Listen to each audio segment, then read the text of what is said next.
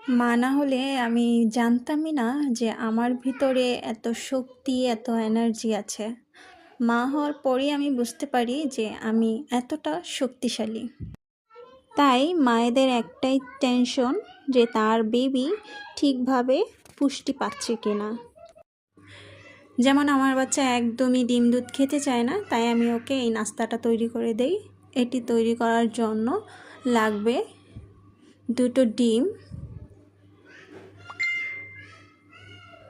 2টো ডিম নিয়ে নিয়েছি আমি এখানে। এরপরে আমি দিয়ে দিব দুধ। এরপরে আমি এর ভিতরে দিয়ে দিব আপেল কুচি, কলা এবং খেজুর। এরপর আমি দিয়ে দিব চালের গুঁড়া। এখানে ওটস ব্যবহার করতে পারেন বা আটা ময়দা যে কোনো জিনিস ব্যবহার করতে পারেন। তো এখানে আমি চিনির বদলে দিয়ে দিচ্ছি মধু। এখন আমি সব উপকরণগুলো ব্লেন্ডারে দিয়ে ভালোভাবে ব্লেন্ড করে নিব।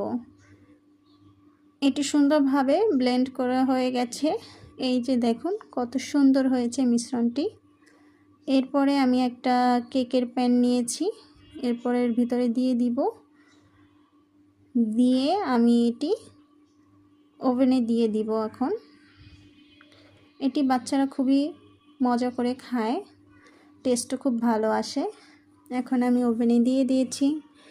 এরপরে আমরা অপেক্ষা করছি যে কখন এটা হবে। আমার বেবি তো এটা খাওয়ার জন্য খুবই এক্সাইটেড থাকে এবং খুবই মজা করে খায়। তো এরপর আমরা অপেক্ষা করছিলাম। ফাইনালি আমাদের কেক তৈরি হয়ে যাচ্ছে। এই যে দেখুন এটা কতটা সুন্দরভাবে বেক হয়েছে। থ্যাংক ইউ সবাইকে।